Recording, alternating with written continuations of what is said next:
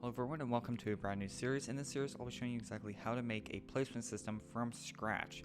So if you don't know what kind of placement system I'm talking about, I'm not going to be doing one like Bloxburg's placement system. So I'm not going to be doing wall placement or anything like that. Instead I'm going to be doing something that closely resembles my placement module v3. If you've never used it, here's a clip on screen showing that module.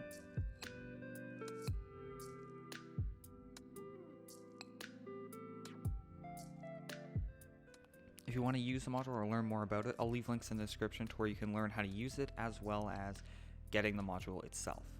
So in this video, we're just going to be getting kind of what we're actually going to be covering in this series and also getting the basic constructor function ready. So first off, some prerequisites for the series.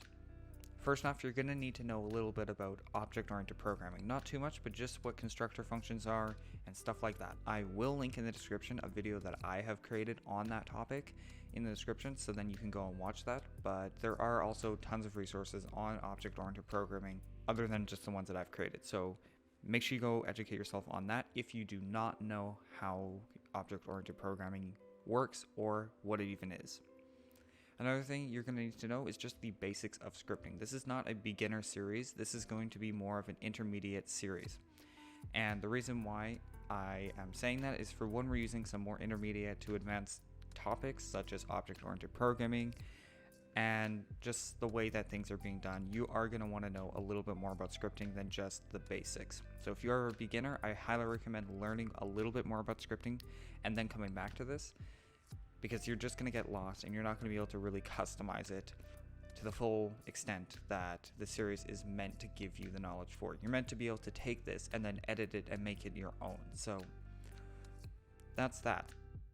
Okay, so what will this series actually cover? Well, it's going to cover how to make the placement, it's going to cover how to make smooth movement, it's going to cover collisions, it's going to cover, basic things like that. Movement, stacking, placement, collisions, and some other minor things, but that's going to be the base of the series. If you have any suggestions, leave them down in the description or join the Discord server. Again, link will be in the description to that. One more quick thing, if you do think this is interesting and you want to see more videos, consider hitting subscribe and the like button. Anyway, now let's get into the video. Okay, so first off, we need to actually set up our world. So just make a new world. I have one already set up. But you just need a base plate and nothing really else. I just put some lighting effects in, but that's about it. Don't worry about what I really have in here. These are just other things for other tutorials. So you don't need anything. All you need is just a base plate as well as a place to work on the project. So in replicated storage, we're just going to create 3 folders. So I'm just going to duplicate them both. And we're going to call one of these items. We're going to call another one modules, and we're going to call another one remotes. So this items folder will hold all of your objects that you want to be able to place down onto any plot that you set the module up for. In the modules folder will be all of your modules, including the placement script that we're about to write. It will be a module script, and that's how we're going to do it. So we're creating modules. Lastly, we have remotes. This is just going to hold all of your remotes for this series. Okay, so the next thing we're going to do is we're actually going to duplicate one of these folders and put it in the plot that we're going to be working on. Don't worry about making a plot system yet unless you already have one working. Just put it on the base plate and call this folder in the base plate item holder. It doesn't have to be called item holder, just know that this is going to be where all of your items go, or objects, or whatever you call them, when you place down the object. Okay, so next in modules, we are going to put our module script. So we are going to call this module script placement handler, just like that. And then in the module, we're just going to, instead of having it be local module, we're going to say local placement, just like that. So the first thing we're actually going to set up is the settings. So actually outside of the I guess module code, we're going to put some settings. These are going to be constant values that don't change. So anything you want the user or yourself to use that will not be able to change should go up here. So for this series, I'm just going to put a comment here and I'm going to say settings. Then below that, I'm going to put bools. Below that, I will put numbers or ints, so these are integers. Below that, I will put numbers and floats. So these are basically the same thing. Numbers are what Roblox uses, but floats are a more formal term. So these are any values that can have decimals, essentially. That's the easiest way to understand it. And then finally, I'm just going to do one more, which is going to be for just other. So first off, we're going to fill in our bools. So these are going to be anything that's a true or false value. So the first one that I can think of is just interpolation, and we're going to set that to true as a default value. Then we're going to create another bool. This is going to be if you want to actually move by grid. So move by grid is also going to be true. Finally, we're going to add in something called build mode placement. So we're going to say build mode placement, and this will also be defaulted as true. If you don't understand all of these, that's fine. I'll go over them when probably the next video. Okay, so ints, we are going to create two variables. One for rotation step, which is just going to be the number of degrees that you will rotate the object by when you actually are pressing the rotate key on your keyboard or whatever you're developing it for. The next one is going to be the maximum height that your object can go. So if you have a stackable object system, then this will be the highest it can go. So max height. And we're going to also set that to 90. This is in studs and this is in degrees.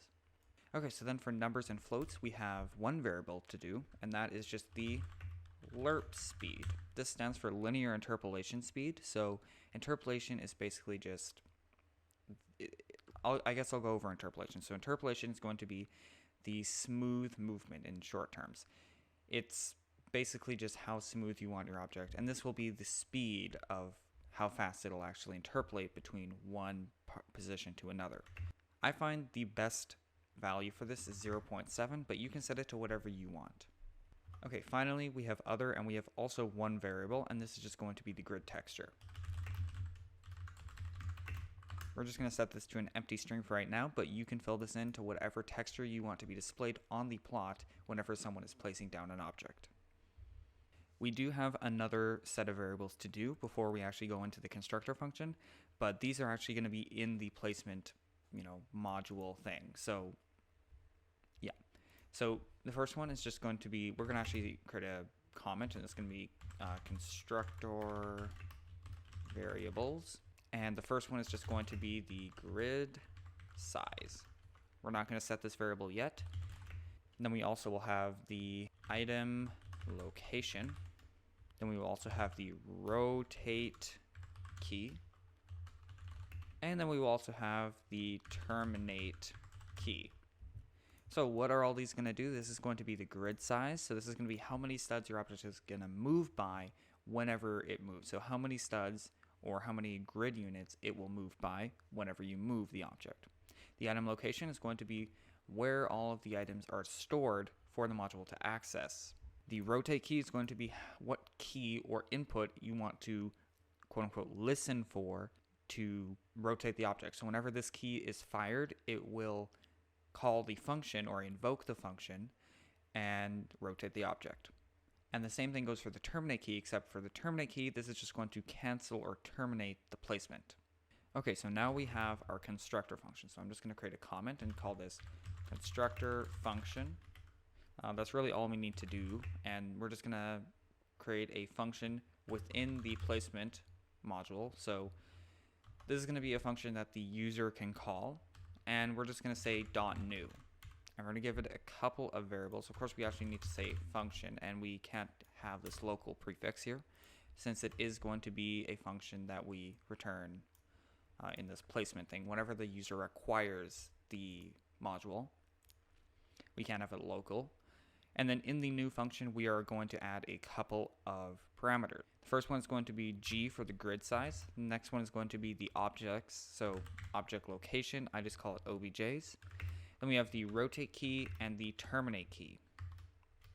And now we can go and do stuff with this. We're going to create our data. This is going to be the data that we're actually going to return to the user. And it's going to be an empty array. Then we're going to create a variable called metadata. So metadata. And this is going to be equal to set metatable. We're going to pass in data and then placement. And so that's all we need to do for that. Then we're going to set our grid size to the grid size.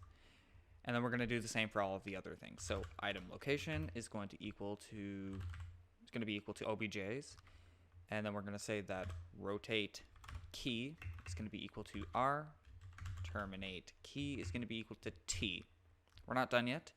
We actually have to put this data into this data. So then when we go and create a placement object, that data will be saved. So we're going to create we're not going to create a variable. We're just going to say data dot and then grid is going to be equal to, and we could either use this g variable or grid size. I'm just going to use grid size. And we can say data dot item location is going to be equal to item location. Data dot rotate key is going to be equal to rotate key. Data dot terminate key is equal to terminate key. And then of course we have to return that data. And that's actually all we're going to do for right now. So this should work. If we were to require it, we should be able to call this new function, and this will be a constructor function. Then we should be able to call functions on this variable here that we've created. So we're not going to do that now, but we are going to be kind of setting up our activate function in the next video. So a quick little recap on what we've done. So we've created our settings, we have created our constructor variables, then we've created our constructor function with our variables that we've set up here. We've set our variables into the script, and then we've also gone ahead and returned those to the user when they call this function, if they have it set to any variable. If you have any questions, make sure to leave them down in the description or join the Discord server. Link will be in the description to that. And make sure to subscribe, share this video, and like the video if you enjoyed it. And if you have any criticisms, you can go ahead and criticize me in the description. Just make sure to be constructive, because I do not take non-constructive criticism seriously. But anyway, I'll see you in the next video. We're probably going to get into actually maybe getting a bit of movement in, but probably we're not. But anyway, I'll see you in the next video. Hopefully you enjoyed. Thanks for watching.